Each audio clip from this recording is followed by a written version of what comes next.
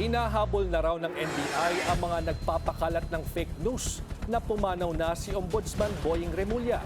Ginawa ng NBI ang pahayag matapos magpasaklolo si Remulla sa naimbestigahan ang mga nasa likod ng peking impormasyon. Sabi ng ahensya, labag ito sa cybercrime law. Tinawag naman ito ni Remulla na isang propaganda machine at may ideya na raw siya kung sino ang nagpasimuno. Kaugnay po ng balitang yan, makakausap natin si NBI spokesperson Palmer Malyan. Good evening, spokes. Magandang gabi po sa inyo, Sir George. Well, for the record po, may reklamo na ba? Nagsampa ba ng reklamo itong si Ombudsman Remulla o motu proprio itong ginagawa niyang investigation? Well, there was a formal request coming from the Ombudsman. That is why the NBI director already directed our cybercrime division to step in and perform the necessary processes related to these kinds of investigation, mga fake news. Kailan po nangyari itong pag-reach out niya sa NBI? Well, ang pagkakaalam ko po, last week. Kaya naman matapos na matanggap ang pakiusap na ito ng ating ombudsman, nagpasimula na po ng order ang ating director. Kamusta ho ang inyong investigasyon? Well, we cannot give details at the moment, but what we can say right now is that the necessary processes that are needed in this kind of investigations have started, particularly the determination ng lahat ng mga FB accounts and all other social media accounts which were used for purposes of making these publications. Kaya naman po, bukod po dito, we already prepared our requests before Meta because we understand that most of the posts were made using the Facebook platform. Na-prepare na po ang request at pagkatapos mong maipadala ito ay hihintayin natin. Bukod pa sa nagkakaroon na rin po ng tinatawag na open source intelligence inquiry ang ating mga investigador para makapagkuha ng additional ebidensya. Ano pong ibig sabihin niyang open source inquiry na binabanggit ninyo? Opo, pag binanggit po kasi natin ng open source intelligence inquiry, there are actually information and other evidence that may be collected using the internet. Ang mga social media accounts, apart from performing their social media activities, would also go to the internet in order to transact business, in order to make email communication and several other internet activities. And because of this, ang lahat ng activity na ito ay nare-record via the internet, kung kaya naman po nagiging available po for open source collection ng ating mga investigador. Sabi po ni Ombudsman Remulla, may idea siya kung sino yung pasimuno. Nabanggit niya ba yan sa NBI and will that make the investigation easier para matrace kung sino itong pasimuno ito? I cannot confirm that the Ombudsman shared the information to the investigators.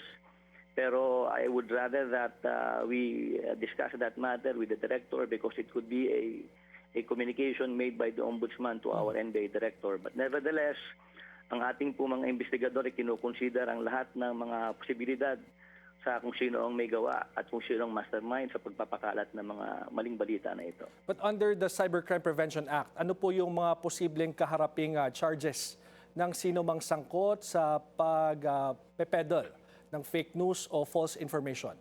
Okay, sinasabi kasi sa batas, lalo na doon sa Section 6 ng Republic Act 10175 o the Cybercrime Prevention Act, if a crime defined under the revised penal code as amended or any special law is committed by the use of information and communications technology, pwede po itong pumasok sa Cybercrime Prevention Act. Katunayan, magkakaroon ng isang degree na higher na penalty. Ito po ang ating tinitignan. Bagamat ang pagde-decide po kung anong specific na violation will actually come after the evidence have been totally collected. So it's possible that it's going to be a violation of the RPC as amended or in relation to Republic Act 10175. At gaano katagal ang kulong niyan pag napatunayang nagkasala? We will have to check kung ano, sabi ko nga po kanina, hindi pa natin alam kung anong specific na violation under the RPC. Pero ang nakakasiguro tayo dahil ginawa ito o nakomito ito sa pamamagitan ng information and communications technology, 1 degree higher po ang penalty na ipinapatang ng batas. Ano po ang timeline nyo dito sa investigation na ito? And in terms of investigating cybercrime, pag-trace sa internet, Is it easier Okay. kumpara doon sa Well, may mga paper it is trails? going to be very challenging Uh-huh. considering that social media accounts can be opened and created using fictitious names. Kaya naman po sa lahat ng klase ng cybercrime investigation, in order for us to be able to know the origin of an internet activity, particularly the creation of an account, we really have to coordinate with Meta, which owns Facebook. Sa ganito pong klase ng investigation, kinakailangan makuha natin from them kung anong IP address and the date and timestamp which was recorded in the logs of Meta para malaman natin kung saang internet connection nagkaroon, nagpag-open ng account, pag-create ng account at pag-conduct ng activity dito. Kaya naman po is going to take some time dahil po ang lahat ng ito ay magdedepende sa kung magbibigay ng information si Meta. Kaya we would rather not give any timeline, but we can assure you that ang lahat naman ng proseso ay ginagawa natin hindi lamang po sa request na ito ng ating ombudsman, kundi sa ibang request na binibigay po sa NBI. Just to clarify po, Spokesman Malyari, ibig niyong sabihin walang pwedeng gawin yung Meta o walang pwedeng gawin ng NBI just in case na mag-refuse ang Meta na magbigay ng information sa inyo? Okay, meron kasing tinatawag si Meta na dual criminality principle. Sinasabi dito sa principle na ito na in order for us to be able to secure information from Meta or in any other social media platform residing in the US, kinakailangan merong corresponding na batas na iniimbestigahan na ang iniimbestigahan ng isang law enforcement agency sa Pilipinas ay dapat may corresponding na batas doon sa kanila. Alam naman po natin na bagamat libelo ito sa Pilipinas, ang US po wala silang batas sa libelo, kaya magiging challenging po ito. Kaya naman po bagamat gusto natin i-share ang lahat ng challenges that we will encounter, we would rather not make it public dahil bibigyan lamang natin ng ideya ang mga offenders na sa mga challenges na pinagdadaanan ng law enforcement sa ganitong klaseng investigation. Kaya siguro dapat mas mapahigpit pa, no? Mas malinaw yung magiging batas natin hinggil nga dito sa mga ganitong klaseng mga paglabagan na po. But, Tama po.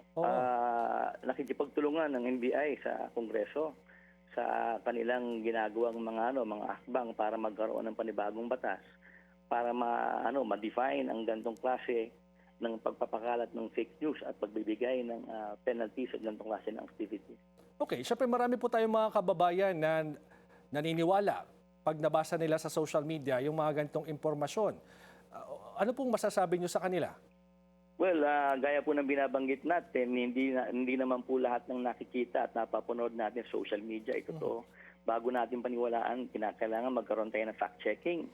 Kinakailangan masiguro natin na ang ating nababasa at napapanood ay totoo o hindi. Dahil kung halimbawa nakita natin na hindi naman totoo, huwag na natin pansinin. More so, huwag na natin i-share at huwag na tayo mag-like at mag-comment. We will take this opportunity as well to ask you about the updates on the investigation po sa pagpanaw ni dating Yusek Maria Catalina Cabral. Ano na po ang lumalabas sa investigation ng NBI? Lalo na doon sa mga gamit niya. As far as I know, the investigators from the NBI CAR are almost complete in their investigation. Bagamat sa pagkakaalam ko po, meron silang ini-apply na application for cyber warrant. Yung cyber warrant is the application for a warrant to examine computer data.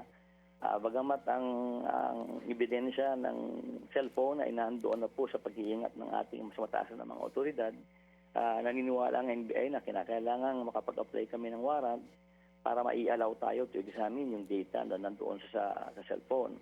Although we will have to secure an update from our investigators kung ito ay na-file na o hindi pa. Gaano po ka-importante itong kung na ma-issuehan ng cyber warrant at mabusisi ninyo yung laman ng cellphone itong si at Yusek Cabral? least it would legitimize the process of conducting an examination on the digital device para mawalan ng kung anumang pag-agam-agam na ang gagawing examination ay walang pahintulot ang korte o ang batas. But is there any possibility na mawala na yung mga impormasyon na ito sa cellphone niya? I would not be able to comment on that considering that we do not have the custody of the cellphone. Pero meron naman pong mga forensic applications that would allow our investigators to retrieve even those deleted from the digital device. Okay, patuloy po kaming makikibalita sa inyo at update hinggil sa mga investigasyon na yan. Maraming salamat, NBI spokesperson Maraming Palmer salamat Malian. din po sa inyo, sir.